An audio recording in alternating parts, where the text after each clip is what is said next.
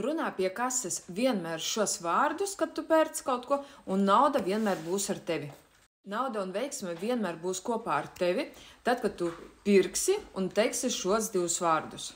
Tava finansiālā labklājība ir atkarīga no tā, kāds ir tavs enerģijas uzstādījumi. Šie enerģijas uzstādījumi tev var būt dažādi, tie var būt gan pozitīvi, gan arī negatīvi. Negatīvie uzstādījumi ir tādi, tad, kad cilvēks domā ar šāda veida kategorijām.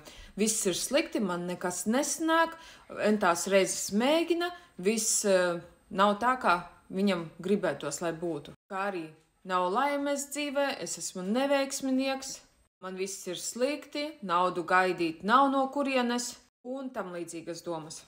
Tas pārklāj absolūti cilvēkam finansiālos ceļus.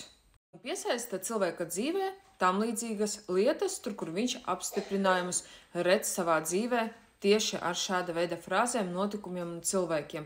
Tur, kur viņam neveicās, nesnāk nekas, tur, kur visu laiku ir kaut kādi mistiski šķēršļi.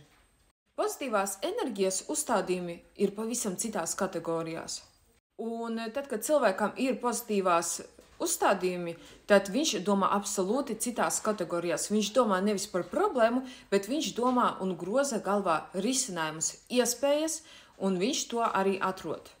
Cilvēks meklē risinājumus, un viņš arī atrod šos risinājumus.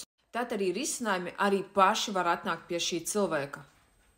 Attiecīgi šos uzstādījumus var pamainīt, bet nevienmēr tos izdodas lieliski pamainīt un ātri. Jo daži negatīvie uzstādījumi cilvēkam ir tik ļoti stipri dziļi iesakņojušies, ka viņus vajag pilnībā pat ar varu izdzīt ārā. Uzdevums, kuru es tagad tikko tev pastāstīšu, tev iedos efektīvu un vienkāršu metodi, kā to ir iespējams izdarīt. Un tas palīdzēs izmainīt tavus uzstādījumus. Katru reizi, kad tu kaut ko pērc veikalā, tur produktus, varbūt maksā par pakalpojumiem, vai, atrodies tur tirgu, tu veic kaut kāda veida samaksu par pakalpojumu, preci vai produktu, vai, piemēram, pērc dzīvokli, automašīnu, kaut kādus veids darījumus.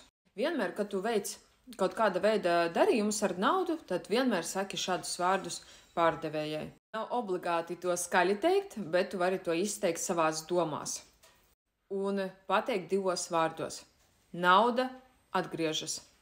Un pats būtiskākais, ka tev vajag ne tikai sausī izteikt šādu frāzi, atdodot naudu, bet tev vajag pilnībā izjust un iedziļināties tajos vārdos, ko tu saki. Nauda atgriežas. Tev pilnībā jāiejūtās.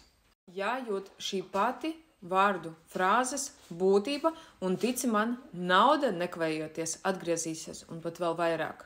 Vienkārši sajūti to un iztēlojies to.